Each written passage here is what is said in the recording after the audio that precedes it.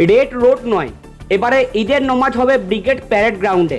সেই মতো শুরু হয়েছে প্রস্তুতি, কারণ খিলাফত কমিটির তরফে আগামী 28শে মে ঈদ উদ জোহার নমাজের জন্য অনুমতি চেয়ে ভারতীয় সেনাবাহিনীকে চিঠি দেওয়া হয়। প্রথা ভেঙে এবারে সেনার তরফে অনুমতি না দিয়ে বিকল্প হিসেবে ব্রিগেড ময়দান নমাজের ছাড়পত্র দেওয়া হয়েছে।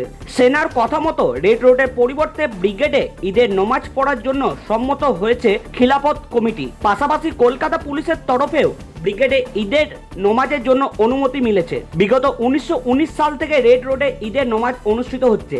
তার আগে শহীদ মিনারে ঈদের নমাজ হতো। বৃষ্টিতে জল জমে যাওয়ার কারণে শহীদ মিনার থেকে সরিয়ে রেড রোডে নমাজ পাঠ শুরু হয়। এবার বিজেপি সরকার ক্ষমতায় আসার পর রাস্তা আটকে নমাজ পাঠ বন্ধ করতে কড়া পদক্ষেপ নেওয়া হয়। রাস্তায় নমাজ পড়া আটকাতে সেই মতো পুলিশকে প্রয়োজনীয় নির্দেশও দেওয়া হয়। এবার সেনাবাহিনীর তরফে রেড রোডে অনুমতি না মেলায় রেড রোডের পরিবর্তে ব্রিগেড প্যারেড গ্রাউন্ডে হবে ঈদের নমাজ পাঠ।